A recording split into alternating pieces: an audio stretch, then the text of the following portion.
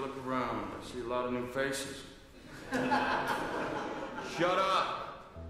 The legacy of Fight Club has grown exponentially since its release in 1999. After making a modest theatrical box office run, it found better ground on home video. People were drawn to its rough story, brutal visuals, and quotable dialogue, including but not limited to, "You were the all-singing, all-dancing crap at the world." And, "It's only after we've lost everything that we're free to do anything."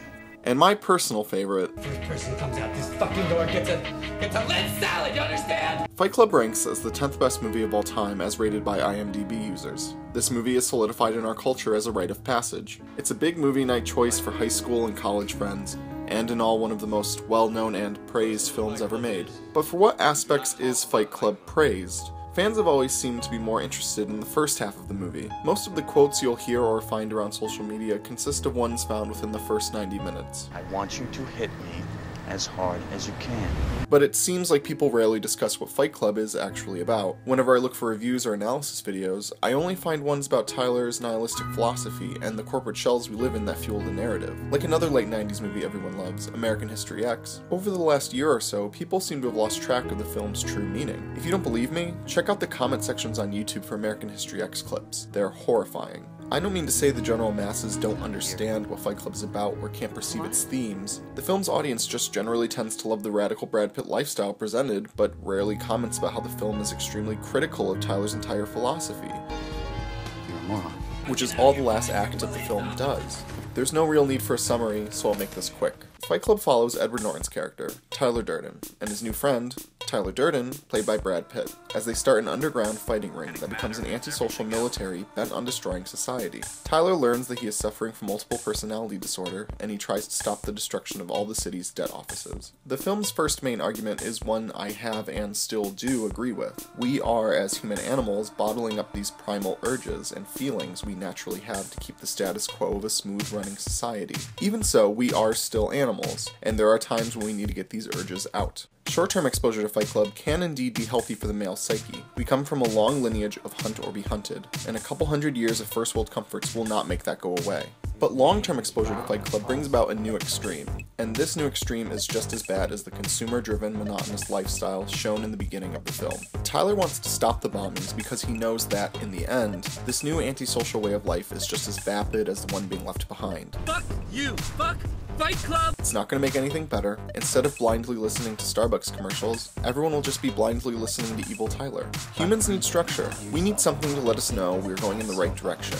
Whether it's what kind of furniture you buy, or a cult leader offering you a true way to live, without structure, we fold into ourselves and lose our minds. Fight Club is in many ways about the choice between consumer-branded safety or horrifying violent freedom. We are dealing with Hobbes' social contract theory. Without society, life would be solitary, poor, nasty, brutish, and short. And that's what Tyler realizes. This thing he's been creating is not an endgame. It is not well thought out. It's childish to think any human can survive in this new world order. We'd basically be the monkeys from 2001 all over again. When Tyler shoots himself in the head, he is not only killing Evil Tyler, but the idea that Evil Tyler wants to unleash into the world. When he reunites with Marla, he's choosing the sappy romantic ending of finally getting with the girl. Unfortunately, it's too late. The poorly thought out philosophical plan is executed, and the bombs go off. The end of the film is literally the end of Tyler and Marla's life. As shown earlier, the bomb Tyler thought he defused is still ticking. It would make sense that the building Tyler is in wouldn't explode at the same time as the others, because of the delay brought on from the fight Tyler has with himself. The dissolving of the film is the fire of the explosion, burning the celluloid, and the single frame of a man's large penis is Evil Tyler's last practical joke on everyone involved. Fans praise Fight Club's ending because it's so grand and awe-inspiring to see the corporate buildings collapse and the pixies play in the background. But awe-inspiring is not how the ending can honestly be described. The movie's not happy. The movie is not cool. The movie is sad, with a sad ending. A debate has gone on since film was created. Do violent movies make violent people? To me, the answer has always been a resounding no. It can be Bonnie and Clyde, or Friday the 13th, or Kill Bill, but violence does not warp the minds of people. What can easily warp minds are ideas. Every human in a developing society will watch a movie in their lifetimes, and it's not the violence or the sex that can harm them, it's the misinterpretation of the film's themes that can hurt. In Fight Club's case, back in 2009, a stupid kid planted a homemade bomb in a Manhattan Starbucks after he was inspired by Brad Pitt's character. This is a problem. People need to understand that the movie they are watching is just a movie. It's still images flashing in front of the screen 24 times a second, giving off the illusion of movement. The movie goes on, and nobody in the audience has any idea. This understanding is especially crucial if the movie tackles a hot-button issue, like for instance American History X, which I mentioned earlier. The film's central character, once again played by Edward Norton, is a passionate neo-Nazi who is quick with his words and brimming with knowledge and statistics. But just because he makes a good argument doesn't mean he's right. Just because he can spout out numbers and facts regurgitated from his mentor doesn't excuse the pain and violence he inflicts on people. I had a friend from high school who seriously thought Edward Norton's character should have joined back up with the neo-Nazis to take revenge for his brother's death.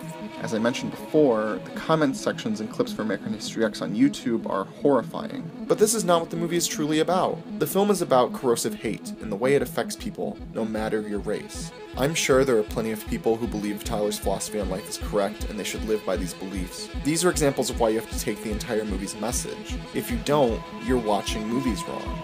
Fight Club is an amazing movie. I love it for the great acting, the fantastic direction, the energy and passion that went into telling this twisted story. I love it for the ending because it does go against the typical Hollywood film, and I appreciate that a major studio allowed Fincher and crew to do it their way. We didn't know we were just on the cusp of a national tragedy. We can't have endings like this anymore. Nobody will allow it. Still, Fight Club is an important movie. It's important in the way it criticizes the way of life we live, and the people who believe breaking away from it will achieve any sort of enlightenment. But without the needed barrier between the film and reality, we get people like that kid blowing up a Starbucks because he was inspired by a fictitious character. Loss of humanity and no certain future are the long-term effects of Fight Club on its participants. As time goes on, the legend of Fight Club grows, and with that, the central message is fading away, and the antisocial themes move more to the forefront, and that's the long-term effects of Fight Club on its audience. It's live.